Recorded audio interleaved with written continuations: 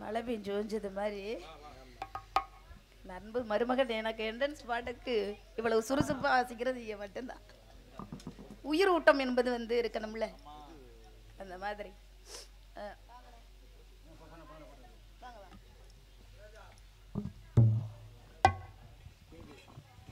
இங்கு வள்ளியாக நடித்து கொண்டிருக்கின்ற அருமை அக்கா கள்ளிக்குடியைச் சேர்ந்த மல்லியாதேவி அவர்களுக்கு பொன்னாடை போத்தி நினைவு பரிசு வழங்கப்படுகிறது.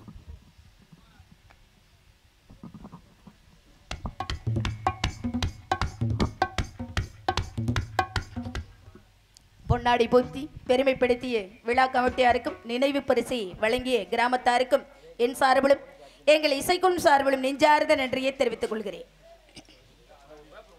ஹலோ ஹலோ கொஞ்சம் சார்பு இன்னொரு அருவப்புருவமாகி அனதையை பிளவாய் ஒன்றாகி பிரம்மமான் என்ற ஜோதி விளாம்பதோர் மேனியாக கரணைக்கூர் முகங்கள் ஆறும் கரங்கள் 12 கொன்ற ஒரு திருமணம் வந்தான் குதித்தனன் உலக முடிய என்று ஈசனை நெற்றிக்கண்ணில் தோன்றிய சிவசுப்பிரமணியத்தை எனது குலக்கடவுளாகவும் என் தெய்வமாகவும் நெய்திரைந்த மனவர்கள் படிய தொடங்குகின்றேன். கந்தா கடபா கதிரி வேலா குல தெய்வமான முருகக் கடவுளை தொழுது காரியத்திற்கு செல்வமான எல்லாவித காரியங்களுமே தங்கு தரையின்றி விக்கிடமில்லாமல் முருகக் கடவுள் வெற்றியை தேடி தருவார் அப்படின்ற காரணத்தினால முருகனை கந்தனை கடமனை கார்த்திகனை தொழுது என்னுடைய படி நான் தொடங்குகின்றேன். வேலெடுத்து கொடுத்தவன் வினைகளை கற்றிவிடும் நாள முருகப்பெருமானை தொழுது செயலை தொடங்குவ வள்ளிக்கு குல தெய்வமும் இஷ்ட தெய்வமும் குறிஞ்சி நலத்தின் தலைவன் சேயோன் மாயோன் மருகன் சண்முகன் சடாச்சரன் அந்த சண்முகனை தொழுது பிறகு எதற்காக வந்தோம் அப்படின்னு சொல்லுவோம்.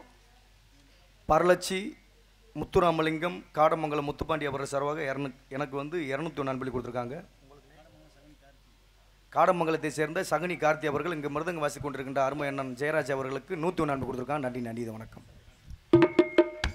அன்பளிப்பு வழங்கிய அன்பு உள்ளங்களுக்கு இசைக்குழுவின் சார்பில் எஞ்சார்ந்த நன்றியை தெரிவித்துக் கொண்டு அப்புறம் முருகனை வணங்கிடுவோமா? எந்த முருகனை வணங்கணும்? எல்லாமே வந்து குல தெய்வம் தானே, எல்லாமே ஒரே தெய்வமா இருக்கு பாத்தீங்களா? வள்ளிக்கு குல தெய்வம், காவல் தெய்வம், இஷ்ட தெய்வம், குறிஞ்சி நிலைத்தின் தலைவன், இப்படி எல்லாமே ஒரே தெய்வமா இருந்தா பிரச்சனை இல்லை. ஆனா நம்மளுக்கெல்லாம் அப்படி கிடையாது. எல்லாருக்கும் வேற வேற தெய்வங்கள் இருக்கு. குல தெய்வம் இருக்கு, இஷ்ட தெய்வம் இருக்கு, காவல் தெய்வம் இருக்கு. நேர்த்தி கடனாக மாலை இணைவித்து செல்லக்கூடிய தெய்வங்கள்லாம் இருந்துட்டாலும் குல தெய்வ வழிபாடு என்பது கோடி புண்ணியத்தை தரக்கூடியது. எத்தனை தெய்வங்கள் இருந்துட்டாலும் பெற்ற தாயை போன்று அரவணைக்கக்கூடிய ஒரே தெய்வம் வந்து குல தெய்வம் மட்டும்தான். அந்த குல தெய்வம் தான் முதல்ல வணங்கக்கூடிய தெய்வம். அதனால அந்த குல தெய்வத்தை வணங்கிடுவோமா? புள்ளிமயில் வணங்கிடுவோம். அப்பா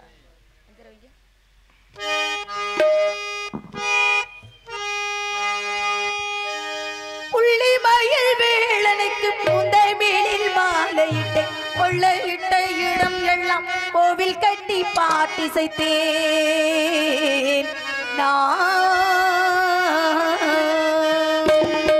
புள்ளிமயில் வேளனுக்கு பூந்தை மேலில் மாலையிட்டு கொள்ளையிட்ட இடம் எல்லாம் கோவில் கட்டி பாட்டிசைத்தேன்.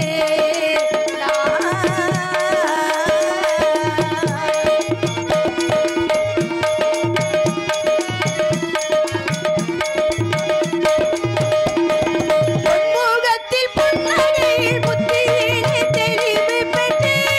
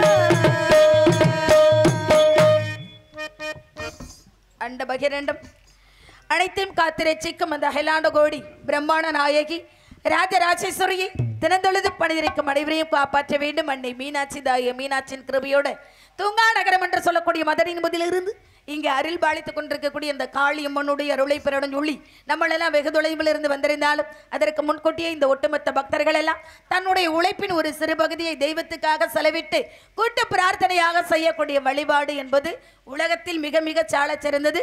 அந்த வழிபாட்டுக்கு நிச்சயம் பலனும் உண்டு அப்படின்றதை போல வழிபாட்டில் நாங்களும் கலந்து கொண்டு அந்த அம்பாளுடைய அருளை பெறணும் அப்படின்றதுக்காக இவ்விடத்திற்கு வந்திருக்கோம். ஏன்னா எல்லாரும் நிச்சயமாக எல்லா இடத்திற்கும் சென்று வர முடியாது அப்படின்ற முறைக்கு நாங்கள் மதுரையில் மீனாட்சி, காஞ்சியிலே காமாட்சி, காட்சியிலே விசாலாட்சியாக இருந்தாலும் ஒவ்வொரு ஊரிலையும் ஆதிவராசத்து நிமிஷமாக அருள் பாலித்துக் கொண்டிருக்கக்கூடிய அம்பாளுடைய அருள் எல்லாருக்கும் கிடைக்கணும் அப்படின்னா என்ன பண்ணணும்? அம்மனை வணங்கிடுவோமா? அம்மன் கோவில் கும்பம் எங்கே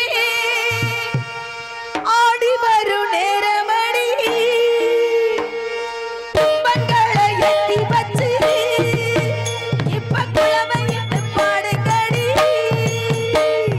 அம்மன் கோவில் வாசலிலே நாம பொங்கடோ பொங்கடோ பொங்கச்சோறு தங்கடோ தங்கடோ செம்படோரு அம்மன் கோவில் கும்பம் எங்கே ஆடி வரும் நேரமடி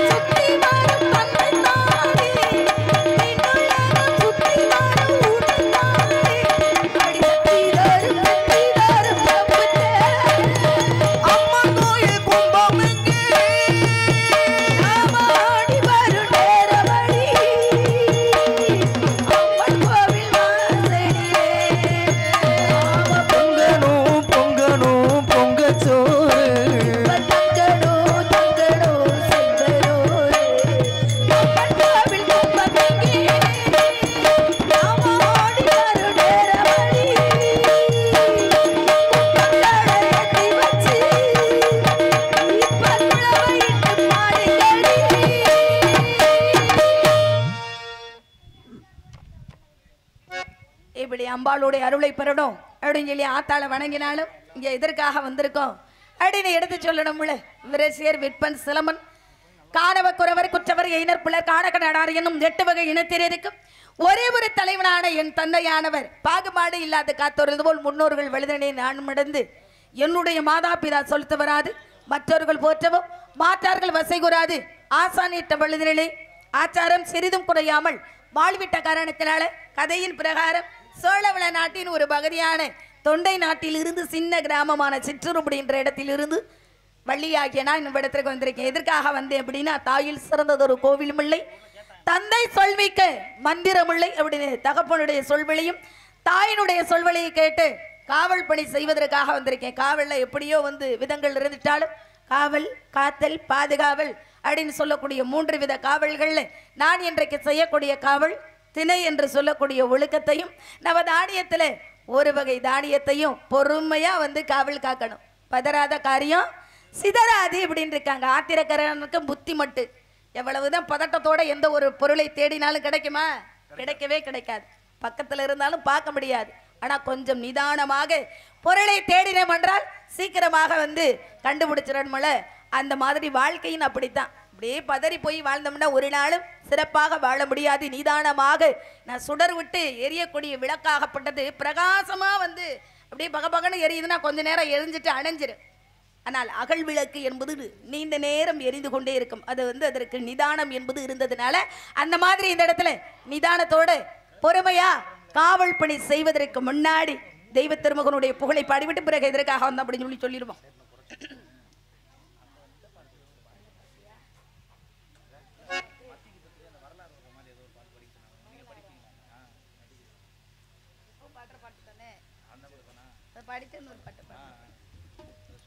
கொஞ்சம் இன்னொரு தென்னகத்தின் வீர சிங்கம் தேவன் முத்து ராமலிங்கம் மண்ணுலகில் தனி தோன்றினார். தேவரவர் மனதுக்குள் குடியேறினார். ஐயாவர் மாழ்மருகள் அருளாடினார்.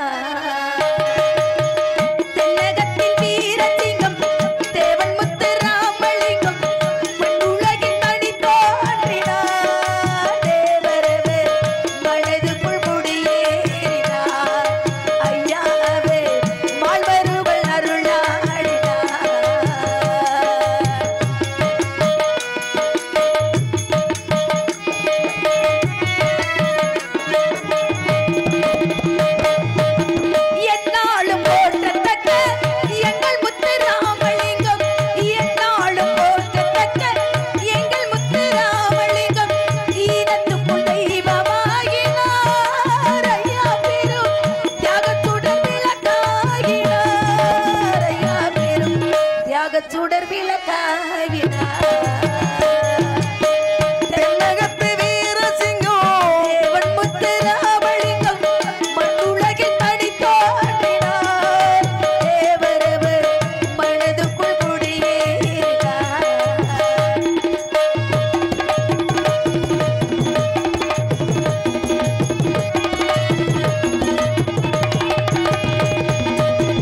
ஓராயிரம் தலைவர் உலகில் இருந்தாலும்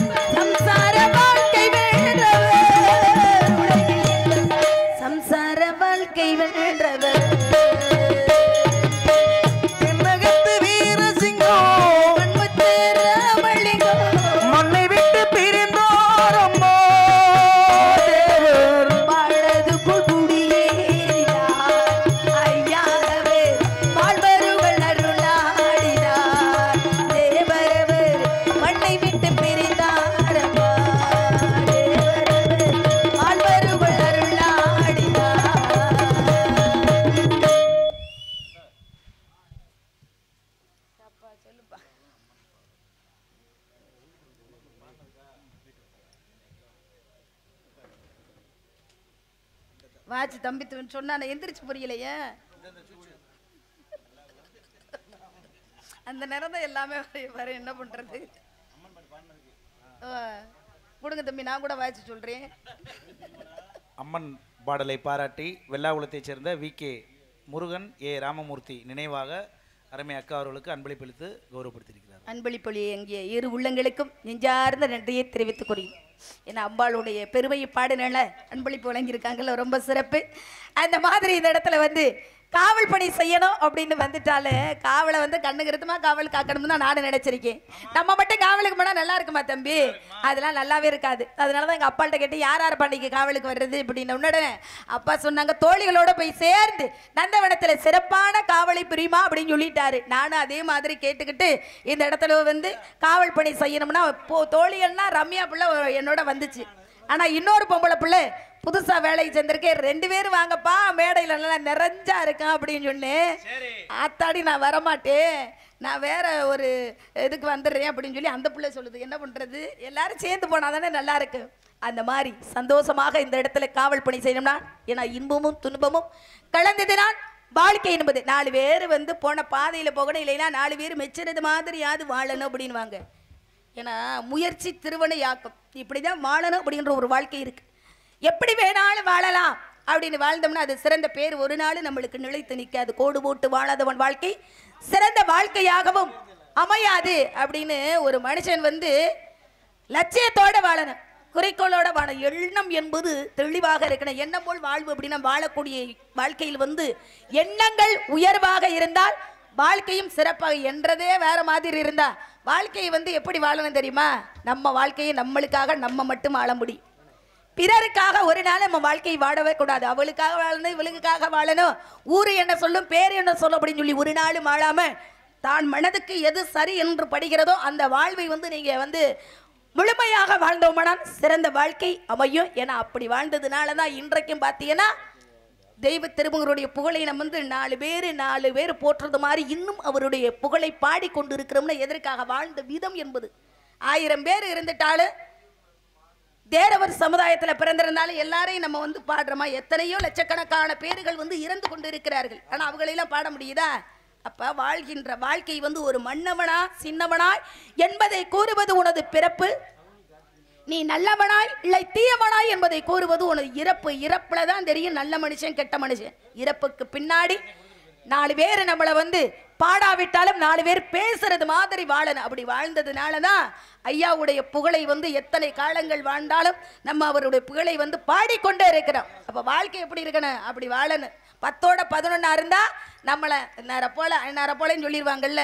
1000 பேர் நின்றாலும் தன்னை ஒருவன் தனிமைப்படுத்தி காட்டக்கூடணும். அப்படி தனிமைப்படுத்தி காட்டினால்தான் நம்மளுக்கு சிறந்த பேர் கிடைக்கும். இல்லைன்னா நம்மளை யாரும் வந்து போற்ற மாட்டாங்க, புலகும் மாட்டாங்க. அந்த மாதிரி கன்னித்த மீளகம் கட்டெடுத்திட்டே காவிய சோழையடி தேவர் மகன் காவிய சோழையடி கன்னித்தவைகளும் கண்டெடுத்திட்டே காவிய சோழையடி தேவர் மகன் காவிய சோழையடி அவர் தேடை கிடைக்காத தெம்பாக சென்றடி வந்து உதித்தாரடி தேவர் மகன் வந்து உதித்தாரடி தேவர் மகன் வந்து உதித்தாரடி கன்னித்த மீளகம் கட்டெடுத்திட்டே காவிய சோழையடி தேவர் மகன் வந்து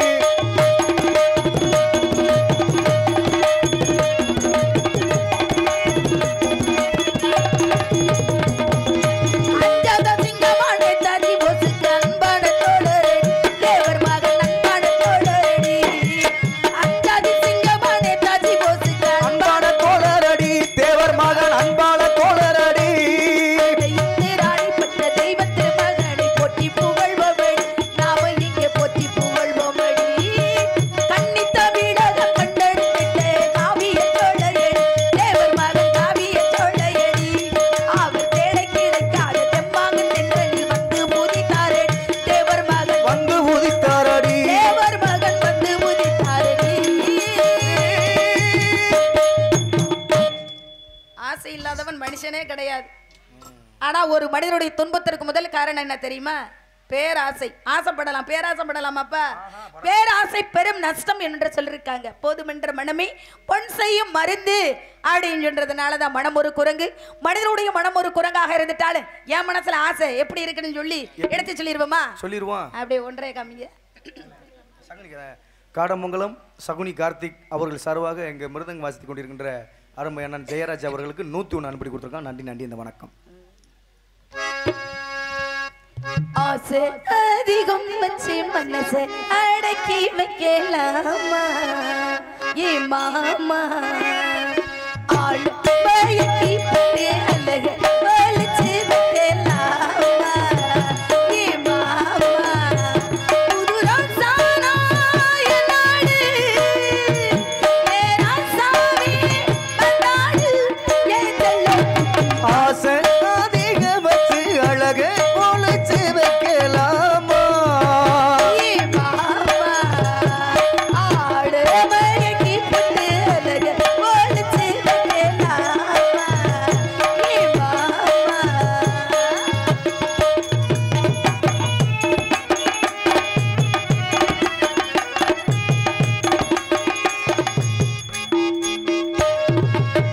சின்ன பொண்ணுனா ஒரு சிங்கார பூனா, செங்கமல்லனா புது தேக்கிடானா, வெள்ள கட்டினா நல்ல வெளியிறதோனா, கண்ண குட்டினா ஒரு கார்காளானா, ஒரு பந்தேரி உல்லாச ஊர் போகனா.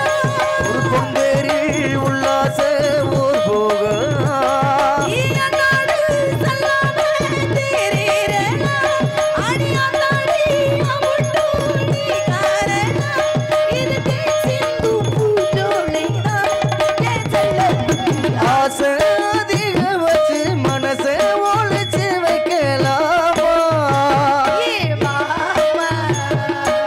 ஆளு பயக்கி பட்டு அழக வலிச்சு வைக்கலாமா ஏ மாமா?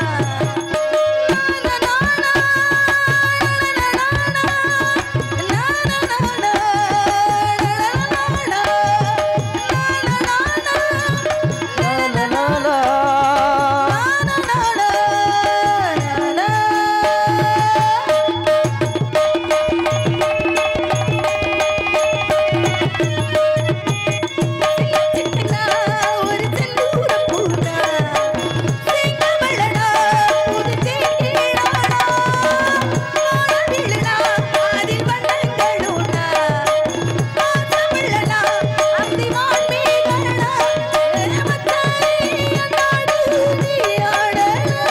ஏ மச்சானே என்னோடு நீ ஆடா ஏ பொன்மேனி அந்தாடு நீயாடனா, ஆத்தங்காட்டி தெம்மாங்கு நான் பாடனா, இது பூச்சூடு பூமாலைதான் என் செல்ல குட்டியா. ஆசை அதிக வச்சு மனசை ஒளிச்சு வைக்கலாமா ஏ மாமா? ஆளு பயக்கி பட்டு அழக ஒளிச்சு வைக்கலாமா ஏ மாமா? புது ராசானா என் நாடு, ஏ ராசாவே வந்தாடு என் செல்ல குட்டியா. ஆசை அதிகம் வச்சு மனசை அடக்கி வைக்கலாமா ஏ மாமா? ஆளு பயக்கி பட்டு அழக ஒளிச்சு வைக்கலாமா ஏ மாமோய்? சிறப்பு சிறப்பு. இப்படியெல்லாம் ஆசைகள் இருந்துட்டாலும் பொழுதுண்டு வாழ்வாரே வாழ்வார், மற்றவரெல்லாம் அவர் பின் தொழுதுண்டு பின் செல்வார் அப்படின்னு இருக்காங்க. எல்லாரும் நம்மெல்லாம் தமிழ்நாட்டின் முதுகெலும்பு விவசாயம் தான். எல்லாரும் நம்ம விவசாய வீட்டு பிள்ளைகள் தான். ஏன்னா ஆடி மாதம் பிறந்து விட்டாலே அன்றைக்கு உள்ள ஒவ்வொரு தமிழனும் ஆடி மாதம் 18ஆம் பெருக்கன்னைக்கு தான் விதையிட சிறந்த நாளாக ஒவ்வொரு தமிழனும் விதையிட்டார்கள். இன்னைக்கு அப்படியெல்லாம் ஆடி மாதம் யாரும் விதைக்கிறதே கிடையாது. ஆடி மாதம் விதையிட்டால் தான் தை மாதம் ஆகும் நெல்மணிகளை பார்ப்பதற்கு 6 மாதம் காத்திருக்கணும். இன்னைக்கு 2.5 மாசத்திலேயே நெல்லையெல்லாம் அறுவடை செய்து முடித்திடலாம். அப்படி குறுகிய விவசாயம் ஆட்டது. அன்னைக்கு இலைதலைகளையும் மாட்டினுடைய சாணத்தையும் போட்டு ரசாயன உரம் எதுக்குமே இல்லாம சத்தான உணவை சாப்பிட்டார்கள். நீண்ட ஆயுளோட ஒவ்வொரு தமிழனும் 100 வயசை தாண்டி வாழ்ந்தார்கள். ஆமா. இன்னைக்கு 100 வயசை தாண்ட முடியுமாப்பா? 40 வயசையே தாண்ட முடியும்.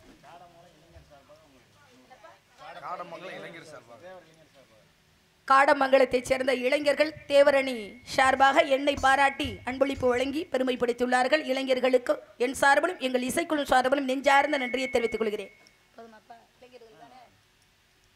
அந்த மாதிரி அன்னைக்கு உள்ள காலமெல்லாம் எப்படி வந்து உழவு தொழிலை மேற்கொண்டார்கள்.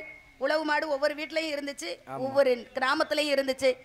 ஏன்னா சித்திரை மாதம் வந்து அந்த ஏறிட சிறந்த ஒரு மாதமாக வந்து கருதுவாங்க. அந்த சித்திரை மாதம் உழவு மாடை வச்சு தான் வந்து ஏறிடணும். இன்னைக்கு யாராவது உழவு மாடை வச்சு ஏறுறமா? இதந்திரம் தான். இன்னைக்கு அன்னைக்கெல்லாம் மனிதனுடைய உடம்புக்கு வேலை இருந்தது, இன்னைக்கு மனிதனுடைய மூளைக்கு மட்டும் வேலை.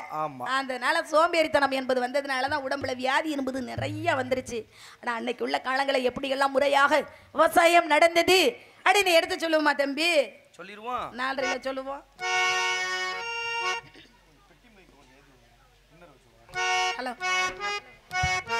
கல்யாண மழையோசை கொண்டு காற்றே நீ முன்னாடி செல்லு, பின்னாடி நான் வாரேன் என்ற கள்ளாளன் காதோடு சொல்லு. மாமன் எள் மாமன், மாமன் எள் மாமன். கல்யாண மழையோசை கொண்டு காற்றேடி முன்னாடி தேடு,